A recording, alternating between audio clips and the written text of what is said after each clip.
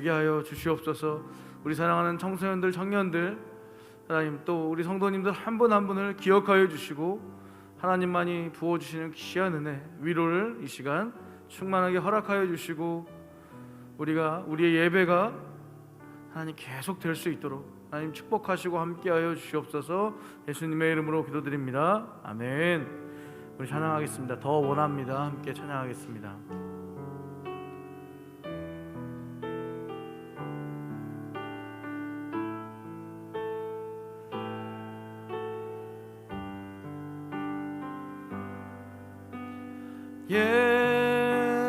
예수 사랑합니다. 사랑합니다. 온 마음 다하여 오직 주님 한 분만 간절히 더 원합니다. 다시 한번 예수 찬양합니다. 예수 사랑합니다. 사랑합니다. 온 마음 다하여 오직 주님 한 분만 간절히 더 원합니다. 넘쳐나네 넘쳐나네 넘쳐나네 주를 향한 내 속에 갈망이 주님께로 날 이끌어 주소서. 주님을 더 원하 예수 사랑합니다.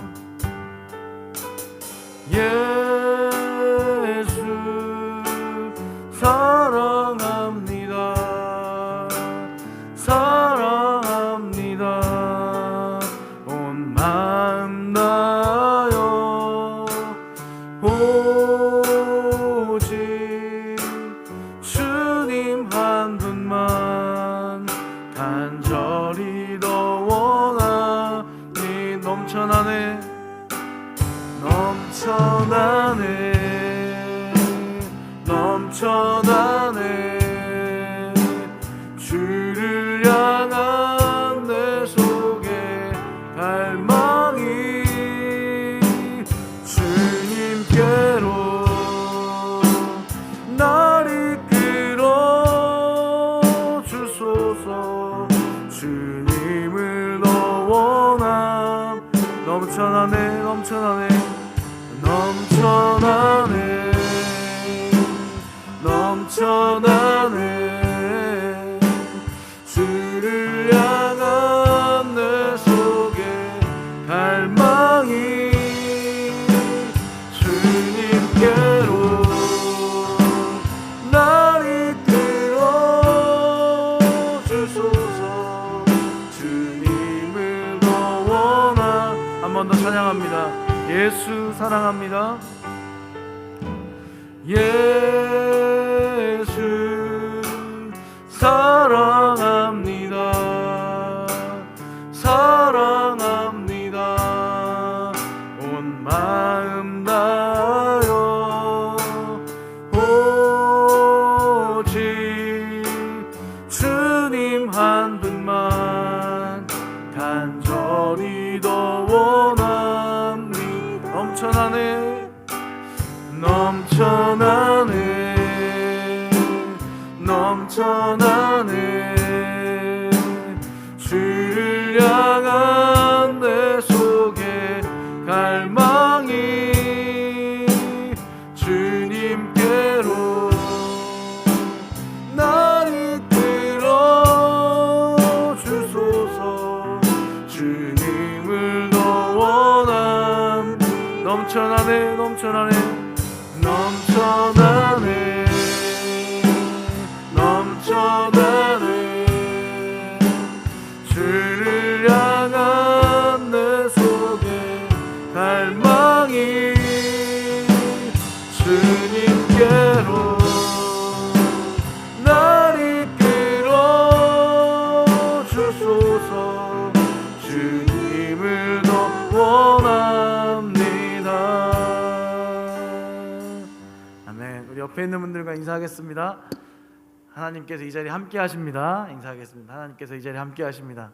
네, 오늘 온라인으로 드린다고 하는 우리 청소년들도 있어요. 네, 자리가 빈자리가 있지만 우리 하나님만 바라보면서 기쁨으로 우리 기뻐하며 함께 박수치면서 찬양하겠습니다.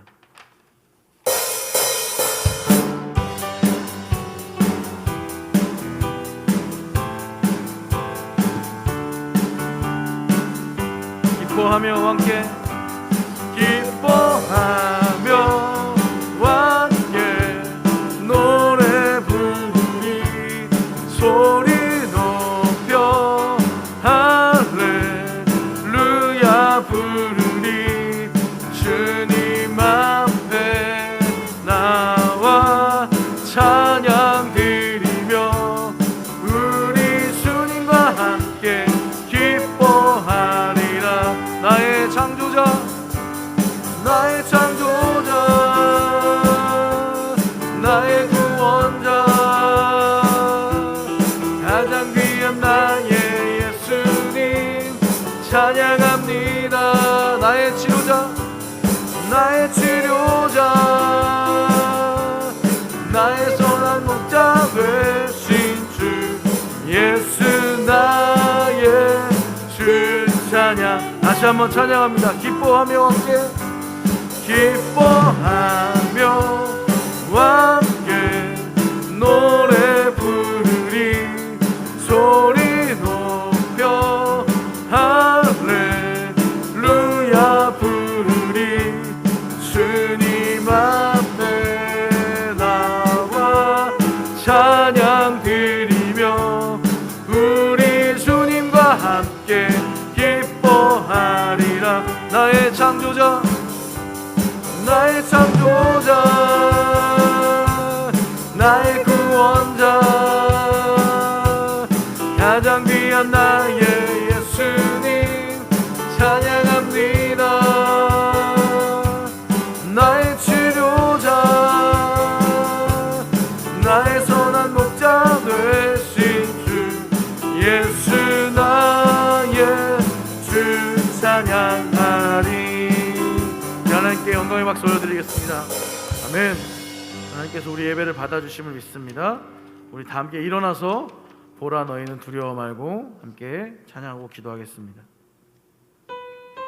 자리에 일어나서 함께 찬양하겠습니다.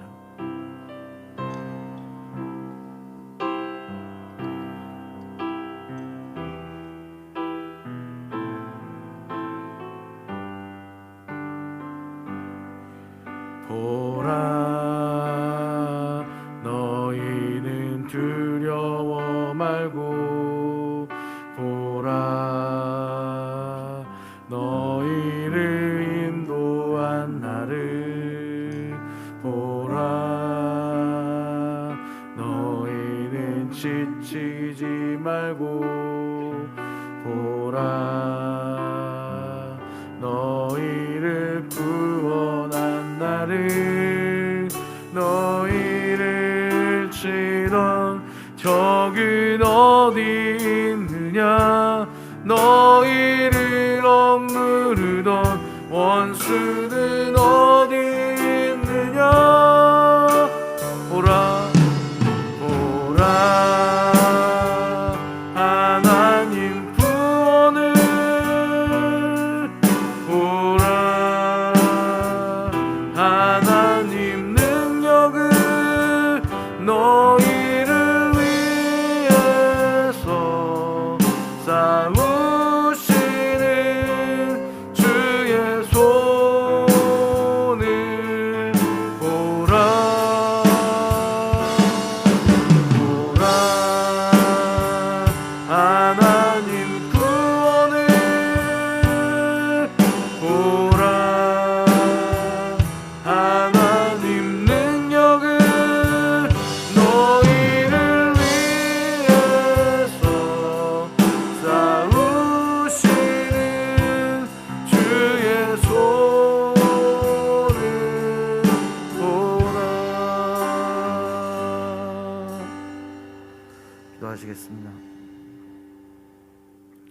항상 기뻐하라. 쉬지 말고 기도하라. 범사에 감사하라. 이것이 그리스도 예수 안에서 너희를 향하신 하나님의 뜻이니라. 성령을 소멸하지 말며 예언을 멸시하지 말고 범사에 헤아려 좋은 것을 취하고 악은 어떤 모양이라도 버리라. 사랑의 하나님, 오늘 드리는 이 예배를 통하여 오직 하나님만 영광 받으시옵소서. 이 예배를 통하여 죽어가는 영혼이 회복되고 주님의 몸된 교회로 사랑하는 청소년들, 청년들, 성도님들이 돌아오고 하나님을 알지 못하여 고통 가운데 있는 수많은 영혼들이 많은 생명과 영혼이 살아나는 귀한 하나님이 기뻐하시는 예배가 되게 하여 주시옵소서. 하나님의 한없는 은혜로 채워 주시옵소서. 예수님의 이름으로 기도드립니다. 아멘. 나는 전능하신 아버지 하나님, 천지의 창조주를 믿습니다. 나는 그의 유일하신 아들 우리 주 예수 그리스도를 믿습니다. 그는 성령으로 잉태되어 동정녀 마리아에게서 나시고 본디오 빌라도에게 고난을 받아 십자가에 못 박혀 죽으시고 장사된 지 사흘 만에 죽은 자 가운데서 다시 살아나셨으며 하늘에 오르시어 전능하신 아버지 하나님 우편에 앉아 계시다가 거기로부터 살아있는 자와 죽은 자를 심판하러 오십니다. 나는 성령을 믿으며 거룩한 공교회와 성도의 교제와 죄를 용서받는 것과 몸의 부활과 영생을 믿습니다. 아멘. 복 있는 사람은 악인들의 꾀를 따르지 아니하며 죄인들의 길에 서지 아니하며 오직 여호와의 율법을 즐거워하여 그는 시냇가에 심은 나무가 철을 따라 열매를 맺으며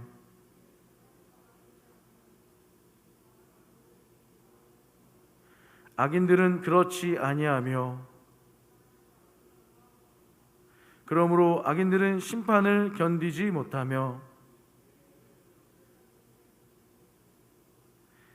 무릇 의인들이 길은 여호와께서 인정하시나 악인들의 길은 망하리로다. 아멘. 자리에 앉아서 찬송하시겠습니다.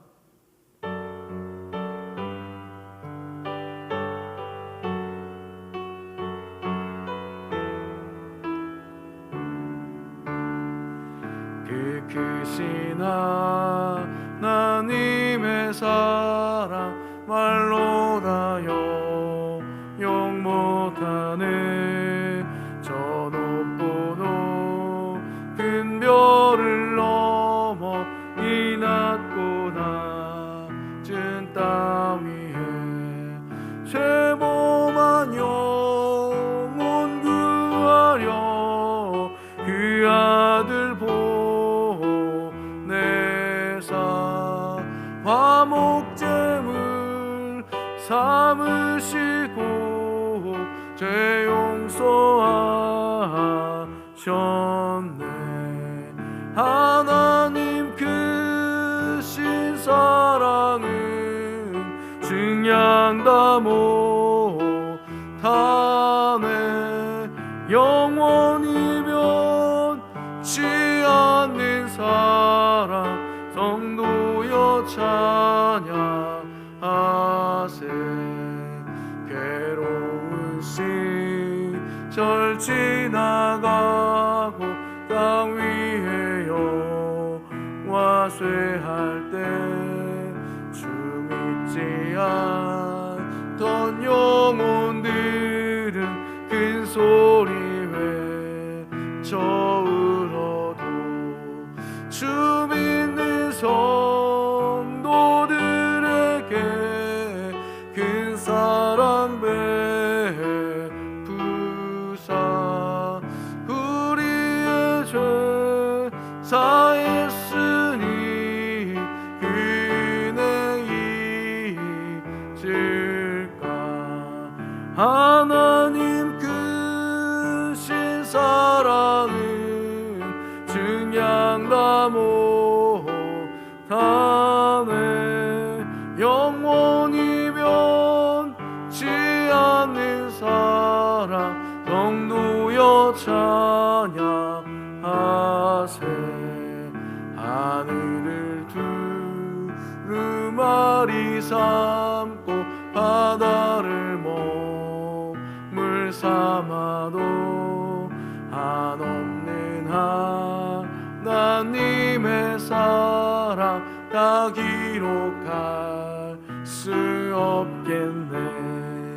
하나님의 크신 사랑 그 어찌 닿았을까. 저 하늘로 비싸도 채우지 못하리. 하나님 크신 사랑은 증량다 못하네. 영원히 변치 않는 사랑 성도여 찬양하세. 아멘.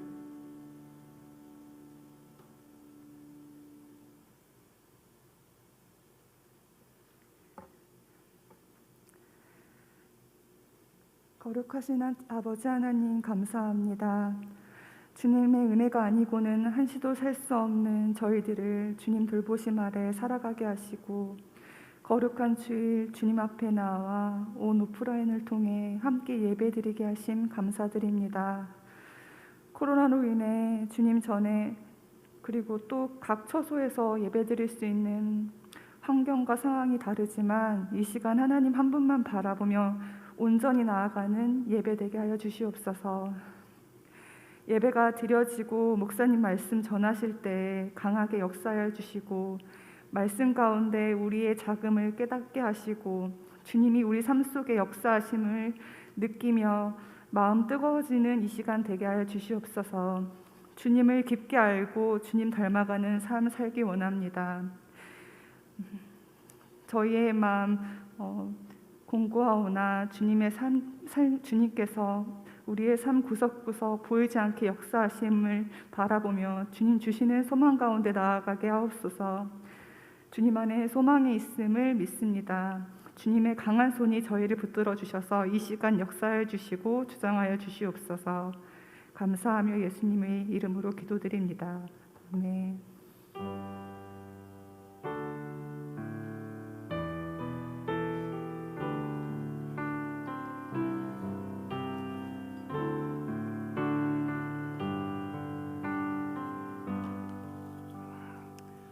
네, 광고 말씀드립니다. 네, 지금 온라인으로도 예배를 드리고 있는 분들이 계시고요. 네, 여러분 계속해서 예배가 드려질 때 하나님을 바라보면서 우리가 이 예배를 하나님께 올려드리는 귀한 시간들이 되기를 소망합니다. 예배를 위해서 기도해 주시기를 부탁드립니다. 그리고 오늘은 여러분 원로 목사님이 80번째 그래서 8순 생일을 맞이하는 그러한 주일이에요. 그래서 뒤에 이따 나가실 때 떡을 아마 준비해 놨을 겁니다. 그래서 여러분 떡을 하나씩 받아가시고 또 원로 목사님 뵈시면 생신 축하드린다고 또 인사도 그렇게 공손하게 드리고 축복해 주시기를 여러분 부탁드립니다. 그리고 계속해서 하는 광고인데요. 우리 교회 안에 암으로 고통당하시는 힘들어하시는 우리 권사님들이 계세요. 암뿐만 아니라 여러 가지 질병으로 여러분들이 아직 어리고 젊지만 우리 교회 권사님들 건강이 회복될 수 있도록 그리고 그 돌보시는 가족들이 지치지 않도록 계속해서 기도해 주시고 여러분도 건강할 수 있도록 그렇게 서로를 위해서 기도해 주시기를 부탁드립니다. 자, 이 시간은 우리 다 함께 일어나서 공동선언 하는 시간 갖겠습니다. 성경을 갖고 계시면 성경을 들고 우리 함께 공동선언 하겠습니다. 이 성경은 하나님의 말씀이며 나는 하나님 말씀을 사랑합니다. 나는 이 성경을 읽고 듣고 실천하여 하나님 말씀을 내 삶의 기준으로 삼겠습니다. 나의 옛사람은 십자가에 못 박혀 죽었으며 이제 다시는 죄의 종노릇하지 않겠습니다. 나는 오늘도 하나님 말씀에 근거하여 예수님의 부활의 신앙으로 살아가겠습니다. 아멘. 오늘 이 시간 허락하신 하나님의 말씀은 창세기, 성경의 가장 처음에 있는 창세기 45장 1절에서부터 8절까지의 말씀입니다. 구약 성경 71쪽에 있습니다. 창세기 45장 1절에서부터 8절까지.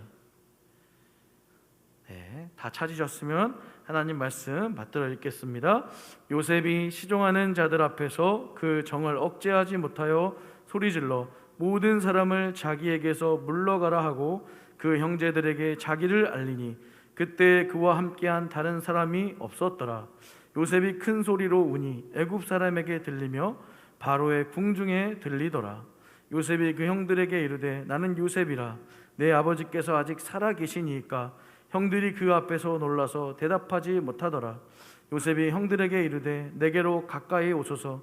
그들이 가까이 가니 이르되 나는 당신들의 아우 요셉이니 당신들이 애굽에 판 자라. 당신들이 나를 이곳에 팔았다고 해서 근심하지 마소서. 한탄하지 마소서. 하나님이 생명을 구원하시려고 나를 당신들보다 먼저 보내셨나이다. 이 땅에 2년 동안 흉년이 들었으나 아직 5년은 밭갈이도 못하고 추수도 못할지라. 하나님이 큰 구원으로 당신들의 생명을 보존하고 당신들의 후손을 세상에 두시려고 나를 당신들보다 먼저 보내셨나니 그런즉 나를 이리로 보내니는 당신들이 아니요 하나님이시라. 하나님이 나를 바로에게 아버지로 삼으시고 그 온 집의 주로 삼으시며 애굽 온 땅의 통치자로 삼으셨나이다. 아멘. 자리에 앉으시겠습니다. 네, 주일을 하나님께 드리시는 여러분들을 하나님께서 기억하여 주시고 하나님만이 채워주실 수 있는 은혜와 복으로 채워주실 줄 믿습니다. 오늘은 우리는 일상에서 예배합니다. 우리가 살아가는 일상에서 예배합니다라는 그러한 제목이에요.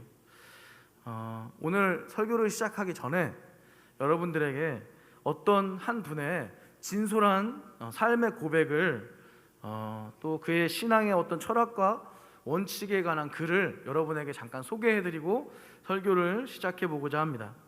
한번 제가 읽어드려 보겠습니다. 네, 한번 앞에 있는 걸 좀 보시고. 사람들이 보는 내 모습이 거짓이 아니어야 한다고 생각한다. 그래서 사람들 앞에서 하지 못할 말이나 행동은 사람들이 없는 데에서도 하지 않으려고 노력한다. 단어 하나라도 방송에서 쓸 수 없는 말은 사석에서도 쓰지 않으려고 하고 아무리 화가 나도 욕설은 하지 않는다. 내 핸드폰이 해킹되어 세상에 공개되고 문제가 될 게 없는 그러한 삶을 살려고 한다. 누구와 만나고 무슨 얘기를 나누고 무슨 행동을 했는지 세상에 다 알려줘도 문제될 게 없는 삶, 그게 하루하루 내가 살아가는 기준이다. 여러분, 이 고백을 넘기지 마시고, 이 고백이 누구의 고백일까요? 그냥 곰곰이 한번 생각해 보신다면, 네, 아마 여러분 중에는 와, 저런 고백을 할 수 있는 사람이 있을까? 아마 굉장히 신앙이 뜨겁겠구나. 어떤 신학자인가 목사님인가 이런 생각을 하실 수도 있을 것 같아요. 자, 누구의 고백일까? 다음 볼까요? 화면. 네, 여러분 잘 알고 있는 요즘에 나로 바꾸자라는 노래로 열심히 가수 활동을 하고 있는 가수 겸 또 프로듀서인 박진영, 그러한 박진영 씨의 고백이에요. 저는 이 박진영 씨의 책 무엇을 위해 살죠?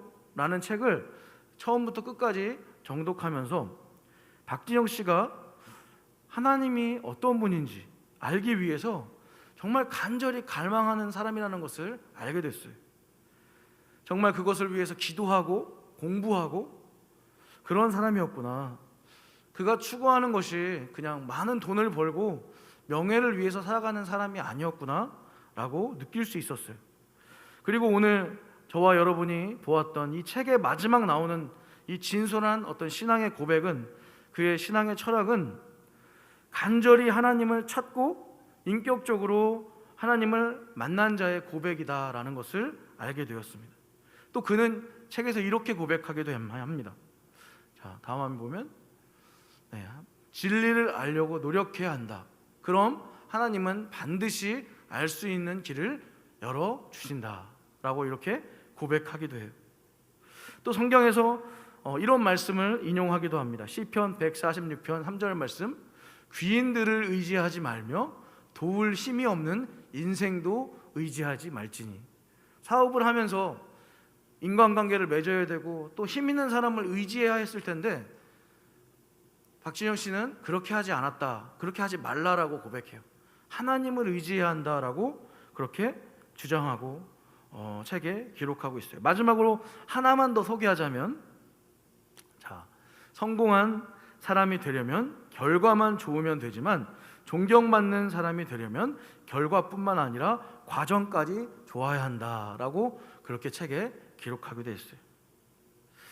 신앙의 이야기 외에도 우리에게 참 도움이 되는 내용들이 책에 참 많습니다. 그래서 여러분 기회가 되면 꼭 한번 읽어보셔도 좋을 것 같아요. 저는 1월 시리즈 설교를 시작하면서 우리가 먼저 하나님을 예배하는 존재다라고 말씀드렸어요. 지금 이 자리에 있지만 우리가 예배하는 대상이 하나님이심을 기억하면서 예배해야 한다라고 말씀드렸어요. 그래서 하나님의 성품을 알아가고 느끼기를 소망하고 그렇게 나아가면 그래서 하나님의 성품을 깨달아 알면 나에게 생기지 않을 것 같은데 믿음의 고백이 생겨지는 그러한 은혜가 있을 것이다 라고 말씀을 나눴어요. 그런데 신앙인들 중에서, 예배를 드리는 사람들 중에서 착각하는 사람들이 있는데 어떤 착각을 하냐면 이런 이야기를 해요. 공부하기도 바쁜데, 내가 세상에서 먹고 사는 것도 바쁜데 무슨 하나님을 찾고 고생하게 예배를 하나. 우리의 삶과 하나님을 믿는 믿음을 분리해서 생각하는 그러한 실수를 범하기도 합니다. 근데 그렇지가 않습니다. 하나님을 알고 더 깊이 알아갈수록 진짜 새로워지는 것은 바로 나 자신이고 바로 우리의 일상이 하나님으로 인해서 새로워지는 거예요. 우리의 삶이 달라지는 것입니다. 성경은 은혜 받고 산으로 가라고 하지 않아요. 은혜만 넘치는 기도원으로만 가라고 하지 않아요. 바로 일상으로 돌아가서 하나님과 함께 살아가라고 말씀하고 계시는 거예요.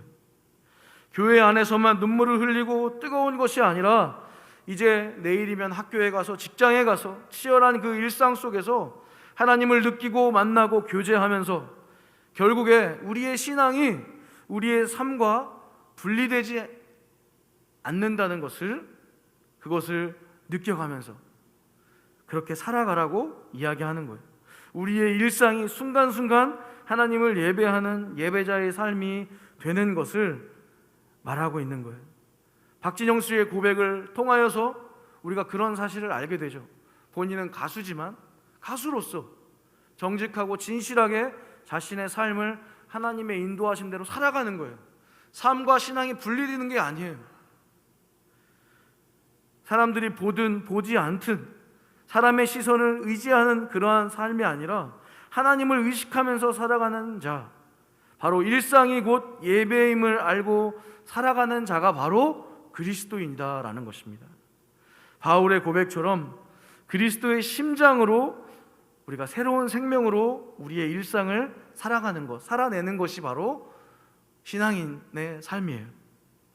자, 그래서 에베소서 4장 13절과 15절 말씀을 한번 우리가 보겠습니다.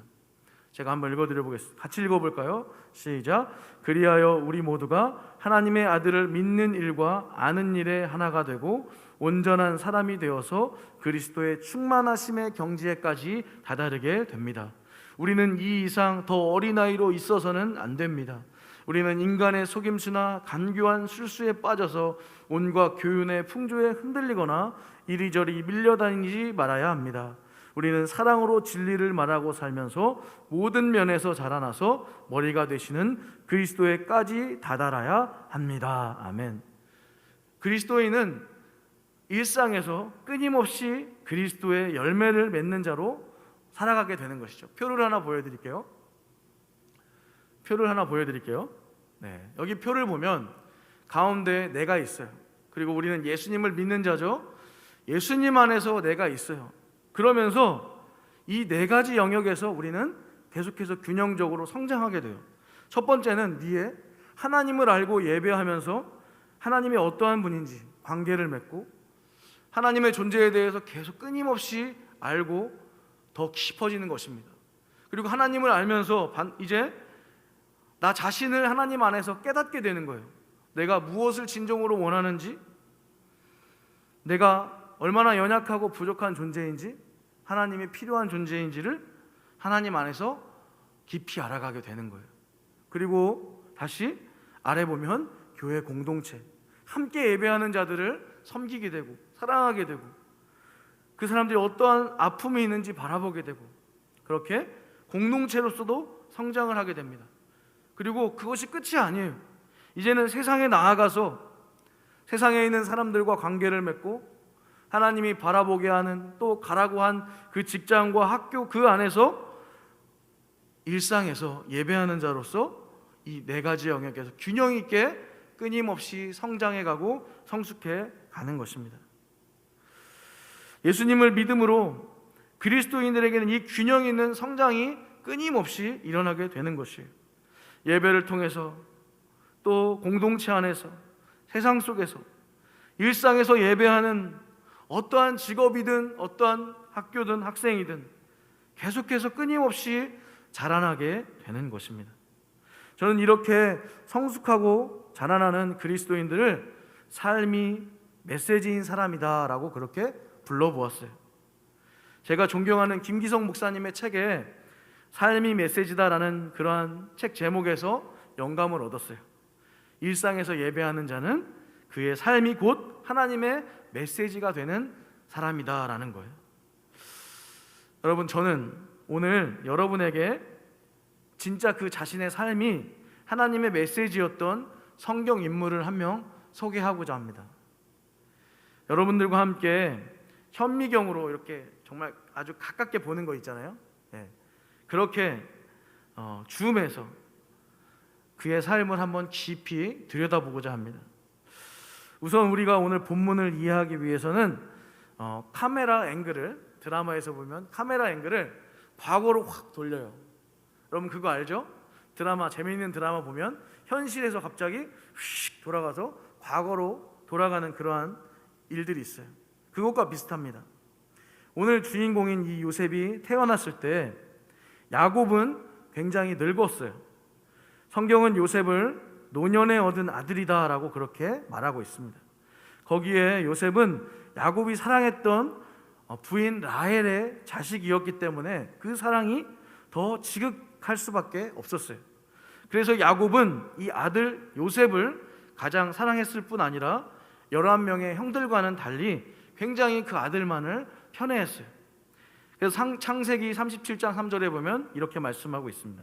요셉은 노년에 얻은 아들이므로 이스라엘이 여러 아들들보다 그를 더 사랑함으로 그를 위하여 채색 옷을 지었더니, 이 채색 옷은 당시 입힐 수 있는 최고의 옷이었어요. 형들은 그런 요셉을 시기했고 또 굉장히 미워하는 마음이 쌓이게 됩니다. 또 결정적인 사건이 있었는데 그것은 바로 이 요셉이 자신의 꾼 꿈을 형들과 아버지에게 꿈 내용을 이야기하는 그러한 장면이에요. 꿈의 내용은 37장 이후로 기록되어 있습니다. 제가 요약해드리면 자신이 태양이고 엄마는 달이고 형제들이 11명, 형들은 별이라는 것입니다. 그런데 모두가 자신 태양에게 고개를 숙여 절을 한다라는 그러한 꿈의 내용을 형들에게 아버지 앞에서 이야기를 한 거예요. 여러분, 형들이 어땠을까요? 가뜩이나 아버지가 편애해서 굉장히 분노하고 시기하고 있었는데 그 꿈 이야기를 들은 형들은 그 시기심이, 그 분노가 극에 달았습니다. 그런데 아버지 야곱은 이 형들의 분노와 시기심을 알아채지도 못한 채 들에서 양을 치는 형들에게 이 요셉을 혼자 심부름을 보냅니다. 여러분, 요셉이 왜 형들과 같이 양들을 치러 가지 않았을까요? 아버지가 감싸고 있던 거예요. 일을 시키고 싶지 않았던 것이죠. 17살 어린 나이이기도 했어요. 결국 형들은 자신들에게 오는 동생 요셉을 보고 어떻게 생각하냐면 저 녀석을 죽여버리자라는 그런 생각을 하게 됩니다. 그런데 큰형 르우벤의 만류로 결국 요셉의 옷, 채색 옷을 다 벗기고 깊은 구덩이에 쳐넣어 버립니다. 결국은 은 20에 얼굴도 모르는 미디안 상인들에게 이 동생 요셉을 팔아요. 요셉은 애굽 보디발 장군의 집 노예로 팔리게 됩니다. 보디발은 사형집행 대장이었어요.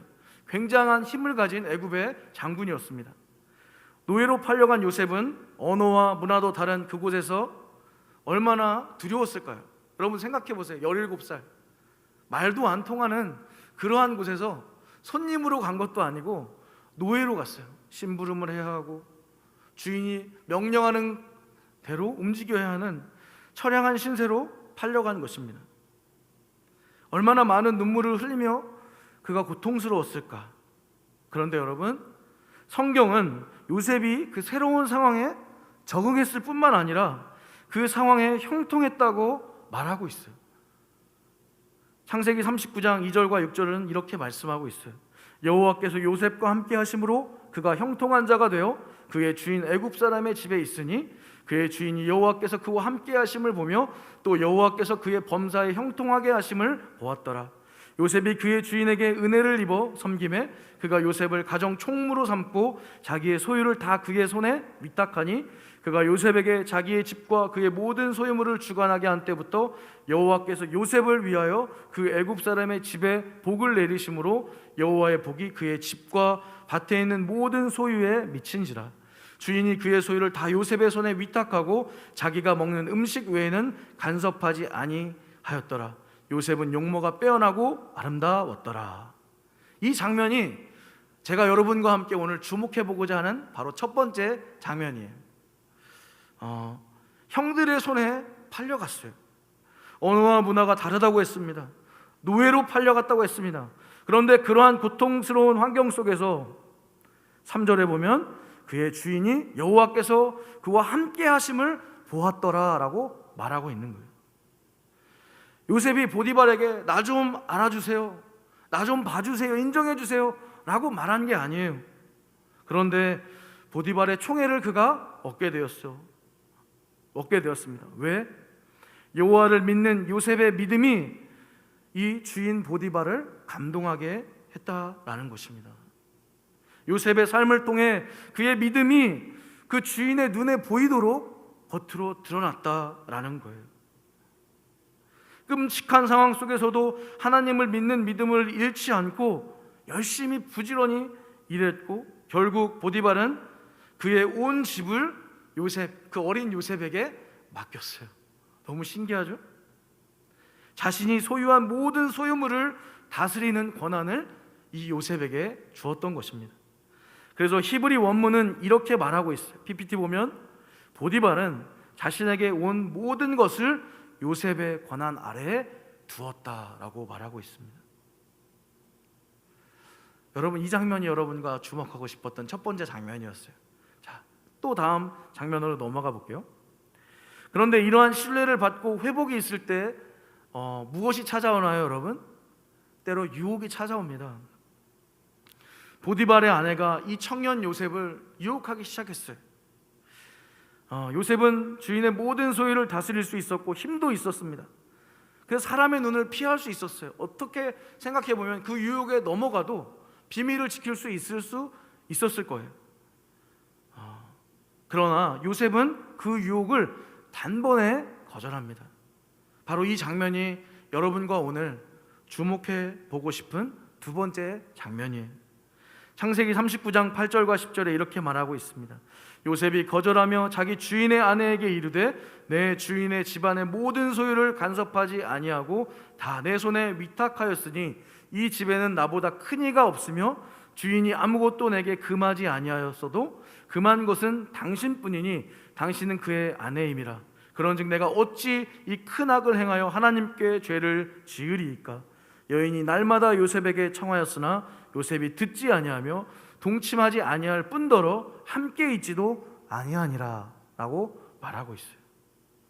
치명적인 유혹이 요셉에게 찾아옵니다. 그런데 그 유혹을 거절해요. 첫 번째는 그 원인이 바로 주인에 대한 충성심 때문이었어요. 그리고 가장 큰 이유는 하나님에 대한 요셉의 충성심이었어요. 내가 어떻게 이러한 큰 악을 행해서 나와 지금 함께 하시는 하나님 앞에 범죄할 수 있습니까? 라고 이야기했어요. 그리고 10절에 보면 이 치명적인 유혹이 딱 한 번 있었던 것이 아니라 계속해서 이 요셉을 괴롭히고 유혹했다는 것을 알게 됩니다. 그러나 그의 치명적인 그 유혹 속에서도, 그러한 일상 속에서도 요셉은 하나님이 함께 하심을 믿고 기억하고 붙잡았던 거예요. 신앙과 삶이 분리되지 않는다는 것을 깨닫게 되는 그러한 장면입니다. 하나님을 믿는 믿음이 나의 삶과 내 소중한 삶과 영혼을 지킨다라는 것이에요. 분리되는 게 아니에요. 이것이 바로 일상에서도 우리가 예배자로 서야 하는 이유입니다. 요셉의 삶에서만 이러한 고난과 유혹이 찾아오는 것이 아니에요. 여러분에게도 분명히 이런 유혹과 고난이 찾아옵니다. 그때 우리를 붙잡아 주시는 것은 바로 일상에서 우리가 하나님을 예배하고 하나님과 함께함을 기억하는 그러한 우리의 신앙의 고백이에요. 결국 여인의 모함으로 요셉이 어떻게 되죠? 감옥에 갑니다. 여러분 창세기를 나중에 한번 시간이 되실 때 한번 읽어보세요. 하나님 말씀대로 섰는데 감옥에 가요. 와, 왜 요셉의 삶이 이렇게 힘든 것일까? 성경학자들은 이 보디발 장군은 사형 집행관이기 때문에 아내를 겁탈하려고 했던 이런 오해를 받았다면 바로 죽일 수 있었다라고 그렇게 추측해요. 그런데 이 보디발 장군은 마음으로 요셉을 끝까지 믿었던 것 같다라고 추측합니다. 그래서 죽이지 않고 고문하지 않고 왕의 죄수를 가두는 그러한 감옥에 그냥 넣었다라고 그렇게 이야기합니다. 그런데 또 놀라운 것은 이 두려운 지하 감옥 안에서 요셉의 영혼이 절망할 만도 한데, 정말 꺼지는 촛불처럼 꺼질 만도 한데, 그 감옥에서조차도 그의 영혼이 꺼지지가 않는 거예요. 창세기 39장 21절과 23절이 이렇게 이야기합니다. 여호와께서 요셉과 함께 하시고 그에게 인자를 더하사 간수장에게 은혜를 받게 하시며 간수장이 옥중 죄수를 다 요셉의 손에 맡김으로 그 재반 사물을 요셉이 처리하고 간수장은 그의 손에 맡긴 것을 무엇이든지 살펴보지 아니하였으니 이는 여호와께서 요셉과 함께 하심이라. 여호와께서 그를 범사에 형통하게 하셨더라. 아멘. 하나님의 손이 이 요셉과 감옥 안에서도 함께 했다는 거예요. 요셉은 그 절박한 순간에서도 정말 포기하고 싶은 상황이 처해져 있던 상황 속에서도 하나님을 기억했어요. 하나님이 주시는 마음을 요셉도 느꼈고 그 마음을 붙잡고 순종했던 것입니다. 그래서 이렇게 놀라운 장면을 우리가 보았을 때 하나님이 하셨다라고 말할 수밖에 없어요. 그리고 하나님이 함께 하셨고 요셉은 그것을 감옥에서도 느꼈다라는 거예요. 이 장면이 여러분과 마지막으로 주목해 보고 싶었던 장면이었어요. 감옥 안에서도 어쩌면 그의 일상에서 하나님을 바라볼 수 있었을까? 자, 내용이 길어서 이제 이후의 장면은 간략하게 요약하겠습니다. 감옥 안에서 술 맡은 관원장과 떡 굽는 관원장의 얼굴에 근심이 있는 것을 보고 자신도 힘겨운 상황이지만 무엇이 힘드십니까? 라고 질문하고 그들이 꿈을 꿨는데 해석하지 못한다는 것을 알고 꿈을 해석해 줍니다. 그래서 술 맡은 관원장의 꿈을 해석하고 그에게 이렇게 이야기해요. 만약 당신이 이 꿈이 꿈대로 복직이 돼서 왕의 곁에 있게 되면 나를 좀 기억해 주세요 라고 그렇게 이야기합니다. 그런데 그 술 맡은 관원장이 정말 요셉이 해석한 대로 꿈이 맞아서 복직이 되지만 요셉을 기억하지 못하고 잊어버려요. 40장 23절에 기록하고 있어요. 몇 년 동안 잊어버렸냐면 2년 동안. 이 장면도 참 재밌어요. 그런데 2년이 지나서야 이 술 맡은 관원장이 요셉을 기억해냅니다. 결국 왕의 궁으로 가게 되었어요. 그리고 왕의 꿈을 해석해 보라고 그렇게 명령을 받았을 때 요셉이 또 이렇게 고백합니다. 창세기 41장 15절과 16절에 바로가 요셉에게 말하였다. 내가 꿈을 하나 꾸었는데 그것을 해몽할 수 있는 사람이 없다. 나는 내가 꿈 이야기를 들으면 잘 푼다고 들었다. 그래서 너를 불렀다. 요셉이 바로에게 대답하였다. 저에게는 그런 능력이 없습니다. 임금님께서 기뻐하실 대답은 오직 하나님이 해주실 것입니다. 라고 왕 앞에서 하나님을 고백하고 있어요. 결국 이 요셉의 꿈의 내용, 해석한 내용은 맞았고, 요셉은 앞으로 흉년의 때가 오는데 명철하고 지혜 있는 사람을 택하여서 애굽 땅을 다스리라라고 왕과 신하들에게 그렇게 조언을 해줍니다. 그런데 정말 놀랍게도 바로와 신하들이 그 지혜 있는 자, 그 사람을 추천을 하는데 바로 요셉을 추천한 거예요.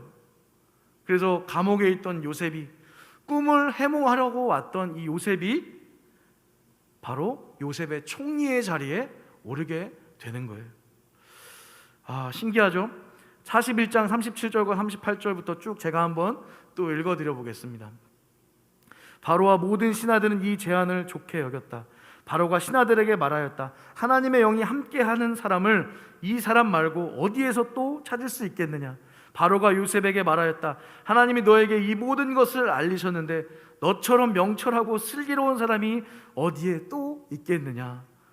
너무 신기하지 않아요, 여러분? 내가 나의 집을 다스리는 책임자가 되어라. 나의 모든 백성은 너의 명령을 따를 것이다. 내가 너보다 높다는 것은 내가 이 자리에 앉아있는 것뿐이다. 바로가 또 요셉에게 말하였다. 내가 너를 온 이집트의 땅의 총리로 세운다. 그렇게 말하면서 바로는 손가락에 끼고 있는 옥새 반지를 빼서 요셉의 손가락에 끼우고 고운 모시 옷을 입히고 금목걸이를 목에 걸어 주었다. 그런 다음에 또 자기의 병거와 병거에 버금가는 병거에 요셉을 태우니 사람들이 물러나거라 하고 외쳤다. 이렇게 해서 바로는 요셉을 온 이집트 땅의 총리로 세웠다 말하고 있어요. 정말 신기한 일입니다. 이렇게 해서 요셉은 이집트의 총리가 되었어요. 그리고 흉년의 때가 되어서 형들 그리고 아버지가 곡식을 먹지 못하고 굶고 있었습니다. 그래서 식량이 있다고 하는 이 이집트 땅의 소식을 듣고 요셉을 팔았던 형들이 지금 애굽의 총리가 된 요셉 앞에 엎드려 있는 거예요. 오늘 우리가 읽었던 본문의 내용의 시작입니다. 여러분, 지금 17살 때 자신을 상인의 손에 팔았던 형들이 바로 눈앞에 있어요. 그로 인해서 노예로 팔려갔었고 감옥에도 갇혔었습니다. 그 험난했던 시절을 형들로 인해서 시작하게 되었어요. 그리고 자신은 총리의 자리에 지금 앉아서 한 명령 하나에 단칼에 그 형들을 처형할 수 있는 그러한 자리예요. 그런데 요셉의 선택이 우리가 생각했던 그러한 예측과는 다르게 진행됩니다. 1절에 보면 형들에게 자기가 누구인지 밝히고 한참을 울었습니다. 그 소리가 너무 커서 다른 사람에게도 또 바로의 궁에도 그 울음소리가 들렸다고 합니다. 또 제가 형님들이 이집트로 팔아넘긴 그 아우입니다 라고 고백했어요. 형들이 얼마나 놀랐을까요, 여러분? 얼마나 깜짝 놀랐을까요? 요셉이 5절에 놀란 형들을 바라보면서 이렇게 고백합니다. 우리 같이 한번 읽어볼까요? 45장 5절 말씀 읽겠습니다. 시작. 그러나 이제는 걱정하지 마십시오. 자책하지도 마십시오. 형님들이 나를 이곳에 팔아넘기긴 하였지만 그것은 하나님이 형님들보다 앞서서 나를 여기에 보내셔서 우리의 목숨을 살려주시려고 그렇게 하신 것입니다. 그렇게 고백했어요. 조금 더 읽어볼까요? 7절과 8절 함께 읽겠습니다. 하나님이 나를 형님들보다 앞서서 보내신 것은 하나님이 크나큰 구원을 베푸셔서 형님들의 목숨을 지켜주시려는 것이고 또 형님들의 자손을 이 세상에 살아남게 하시려는 것입니다. 그러므로 실제로 나를 이리로 보낸 것은 형님들이 아니라 하나님이십니다. 하나님이 나를 이리로 보내셔서 바로의 아버지가 되게 하시고 바로의 온 집안의 최고의 어른이 되게 하시고 이집트 온 땅의 통치자로 세우신 것입니다 라고 고백하는 것입니다. 여러분, 요셉의 삶에 있어서 가장 첫 번째가 되고 가장 중요한 것은 살아있고 지속적인 하나님과의 관계였어요. 그의 일상에서 늘 하나님께서 주인이 되어 주셨어요. 어떤 상황에든 일상에서 예배하는 사람이 바로 요셉이었던 것입니다. 그리고 이것 때문에 하나님께서는 요셉을 끝까지 사용해 주셨고 세워주셨어요. 그리고 오늘 요셉은 본문에서 그 모든 일을 하나님이 계획해 주셨고 모든 것을 다 주님이 하셨다라고 고백하고 있는 것입니다. 저와 여러분도 요셉의 고백을 할 수 있는 그러한 하나님의 자녀가 되기를 주님의 이름으로 축복합니다. 마지막으로 여러분에게 표를 하나만 더 보여드리고 말씀을 마칠 겁니다. 자, 저 표를 보면 중요한 내용이어서 여러분에게 표로 보여드리는데 조금 이해하기 어려울 수도 있지만 설명을 잘 들으시면 아마 쉽게 이해할 수 있을 것입니다. 성경에는 부활하신 예수님께서 다시 오실 그 재림의 날이 있어요. 하나님의 나라가 언젠가 예수님이 오실 때 임하게 됩니다. 우리가 죽음 이후에 그것을 경험하게 될 수도 있고 또 예수님이 오시면 우리가 하나님의 나라를 경험한다라고 이야기하고 있어요. 그게 마지막 때에 성경이 말하는. 그런데 중요한 한 가지, 예수님께서 이 땅에 오심으로 앞에 있는 녹색 표를 보면 하나님의 나라가 시작되었다라고 말씀하시기도 해요. 언젠간 하나님의 나라가 임하겠지만 예수님이 오심으로 하나님의 나라가 벌써 시작이 되었다라고 성경은 가르칩니다. 누가복음 17장 20절과 21절 말씀에 이렇게 말씀하고 있어요.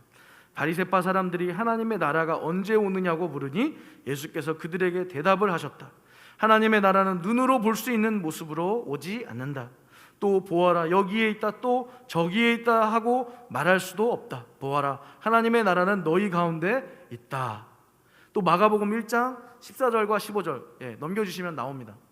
14절과 15절에 나와요. 제가 한번 읽어드리겠습니다. 요한이 잡힌 후 예수께서 갈릴리에 오셔서 하나님의 복음을 전파하여 이르시되 때가 찼고 하나님의 나라가 가까이 왔으니 회개하고 복음을 믿으라 하시더라. 아멘. 자, 아까 그 표를 보시면 표를 넘겨주시면 자, 하나님의 나라가 미래에 임한다고만 생각하는 이단이 바로 구원파예요. 그래서 나는 구원 한번 받으면 죄를 짓던 뭐를 하든 언제 하여튼 난 천국에 가라고 말하고 고백하는 그러한 잘못된 신앙을 가르치는 종파가 바로 이단이 바로 구원파입니다. 그래서 교회를 다니고 예수님을 알면 내가 죄를 짓던 아무런 삶을 살아도 내가 구원받는 데는 전혀 문제가 되지 않는다라고 그렇게 가르칩니다. 반대로 신천지는 어떻게 가르치냐면 예수님을 믿었으면 14만 4천으로 들어오세요. 일상을 버리세요. 집을 나오세요. 부모님을 속이세요. 라고 거짓 진리를 가르치는 이단이 바로 신천지라는 그러한 집단이에요. 그런데 기존의 교회들도 이러한 모습을 갖는 교회들이 있어요. 구원받았으면 일상에서는 마음껏 세상과 똑같이 살아도 주일에 와서 눈물 흘려서 기도 한 번만 하면 끝나 라고 가르치거나 그렇게 생각하는 신앙인들이 있어요. 잘못된 것입니다. 예수님은 미래에 하나님의 나라가 임하지만 예수님이 이 땅에 오심으로 하나님 나라가 현재 임했다고 가르치세요. 그래서 우리가 하나님의 나라를 살아가는 자들이라고 가르치는 거예요. 그것을 알아야 한다고 말씀하고 계세요. 쉽게 말씀드리면 이 요셉과 같이 믿음의 사람, 일상에서 예배하는 예배자를 통해서 하나님은 이 땅에 하나님의 살아계심을 드러내신다는 거예요. 그리고 하나님의 나라를 그들을 통해서 확장시키고 많은 사람이 그 하나님의 나라를 살아가도록 누리도록 그렇게 일상에서 예배하고 하나님을 찾는 자들을 사용하신다라는 것이에요. 그래서 복음을 전하는 것이 귀한 것이에요. 자리를 채우기 위한 복음을 전하는 것이 아니라 굳이 우리가 왜 복음을 전해? 그 이유는 하나님의 나라를 살아가는 자들이 더 많아지고 그 놀라운 사랑을 더 많이 누리면서 살아가도록 하기 위해서 우리가 복음을 증거하는 것입니다. 그래서 선교사님들이 명절에도 사랑하는 부모님과 함께 하지 못하고 지금 해외에서 복음을 증거하고 있는 거예요. 코로나 가운데서도. 그래서 구제하는 거예요. 그래서 돕는 거예요. 일상에서 하나님을 예배자가 되어서 그러한 일을 하라고 하나님께서 우리를 그리스도인으로 부르신 것입니다. 코로나19로 참 어려운 시기를 보내고 있지만 하나님께서는 교회와 성도님들의 믿음을 통해서 하나님의 나라를 끊임없이 확장하시고 계실 것입니다. 한 영혼이라도 더 예배하고 믿음으로 서도록 저와 여러분을 사용하기를 하나님께서 간절히 원하고 계세요. 그러기 위해서는 먼저 우리의 예배가 진정으로 회복되어야 됩니다. 우리가 하나님을 예배하는 자임을 잊지 말아야 됩니다. 그리고 우리가 주님의 몸된 교회로 모였음을 기억하고 교회가 하나님의 나라를 확장시키는 사명을 감당해야 하는 것이에요. 그리고 우리의 일상에서 예배하는 예배자가 되어야 하는 거예요. 무너지지 않을 하나님의 나라를 저와 여러분, 연약해 보이지만 여러분과 저를 통해서, 우리 서울제일교회 성도님들 한 분 한 분을 통해서 하나님께서 더욱 세워가시고 죽어가는 영혼들을 살리시고 회복시키는 일을 소망하고 계신다라는 것입니다.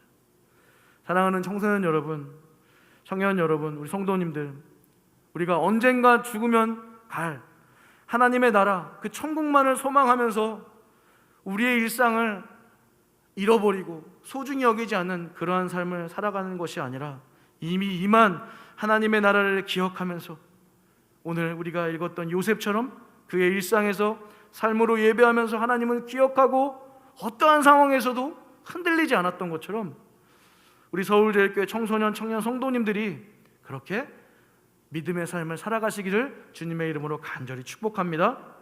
그러한 은혜가 이번 주에 여러분의 삶 가운데 충만하게 일어나시기를 간절히 소망합니다. 기도하겠습니다. 사랑의 하나님, 오늘 예배드린 모든 청소년, 청년들, 성도님들을 기억하여 주시어 이미 시작된 하나님의 나라를 바라보고 믿음으로 살아가는 자녀들이 되게 하여 주시옵소서. 믿음으로 굳게 서서 요셉처럼 쓰임받게 하여 주시옵소서. 우리의 일상이 믿음으로 예배하는 삶으로 채워져서 하나님을 드러내고 더 많은 영혼들이 하나님을 신뢰하며 자유하며 살아가는 일에 쓰임받는 사랑하는 귀한 자녀들 되게 하여 주시옵소서. 하나님 손에 붙들려서 하나님의 영광을 위해 쓰임받는 그러한 귀한 자녀들 되게 하여 주시옵소서. 예수님의 이름으로 간절히 기도드립니다. 아멘. 함께 찬양하겠습니다.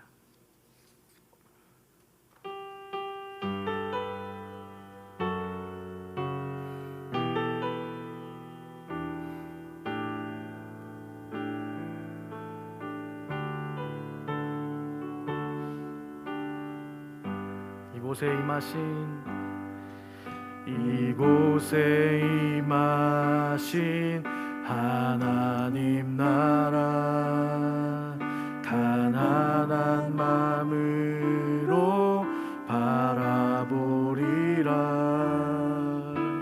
먼저 그 나라 그 뜻 구하며 나의 삶 드리리. 주님이 맡기신 하나님 나라, 믿음의 눈으로 바라보리라. 하늘의 뜻이 이 땅 가운데 완성될 그날까지 믿음 다하여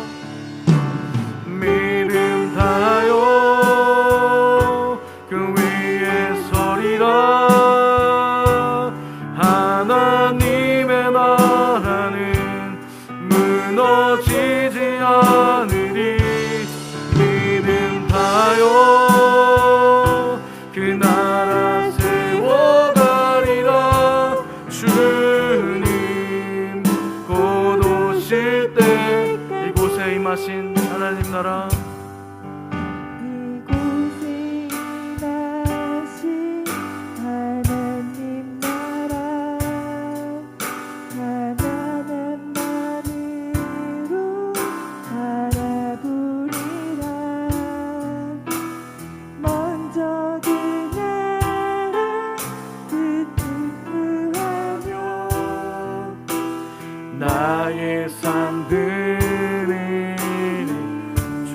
맡기신 하나님 나라, 주님이 맡기신 하나님 나라, 믿음의 눈으로 바라보리라.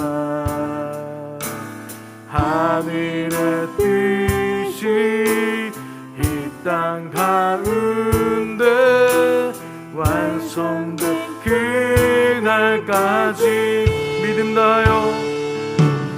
믿음 다하여 그 위에 서리라. 하나님의 나라는 무너지지 않으리. 믿음 다하여 그 나라 세워가리라. 주님 곧 오실. 믿음 다하여 그 위에 서리라. 믿음 다하여 그 위에 서리라.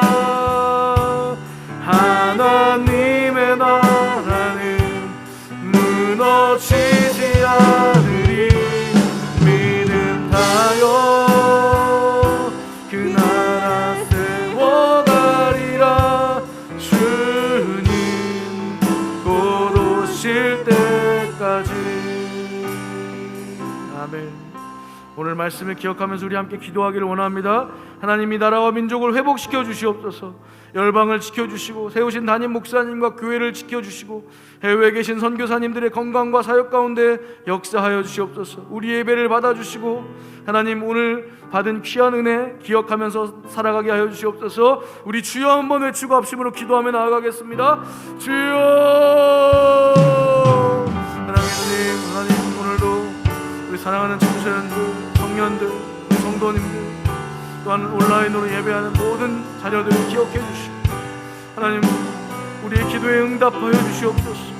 일상 속에서도 흔들리지 않고 하나님을 예배하며 어떠한 어려움이 있을지라도 하나님 우리가 예배하는 자로 서게 하여 주시옵소서.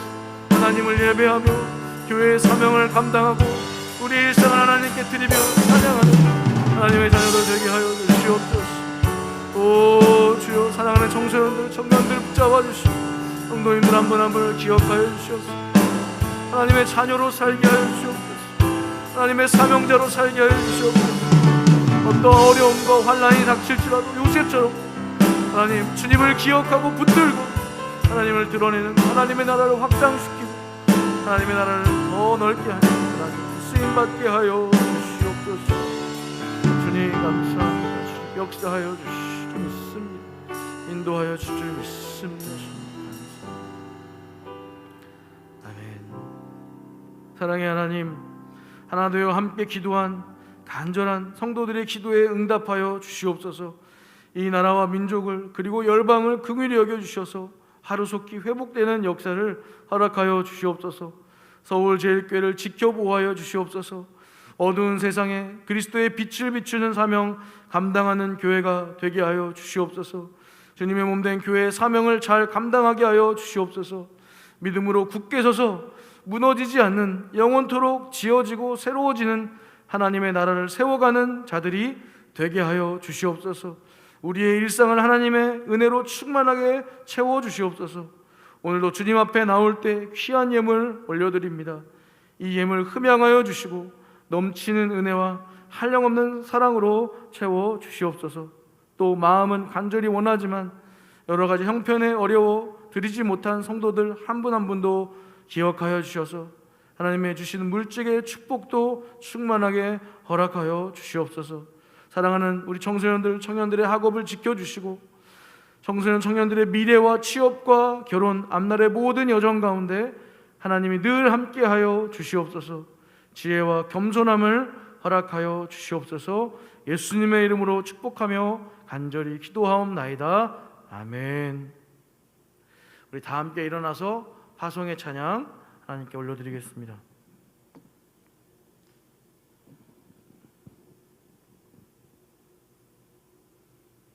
교회를 교회되게 함께 찬송하시겠습니다.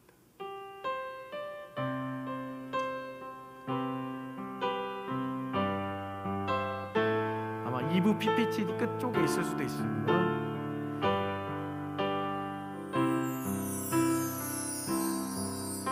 우리에겐 소원이 하나 있네. 주님 다시 오실 그날까지 우리 가슴에 새긴 주의 십자가 사랑 우리 교회를 사랑케 하네. 우리 교회를 향한 주님 마음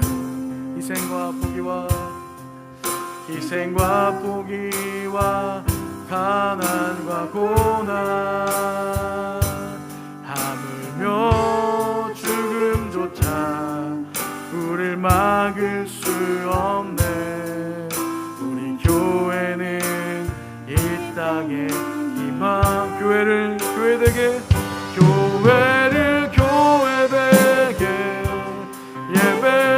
예배되게 우릴 사용하소서. 진정한 부흥의 날 오늘 임하도록 우릴 사용한 교회되게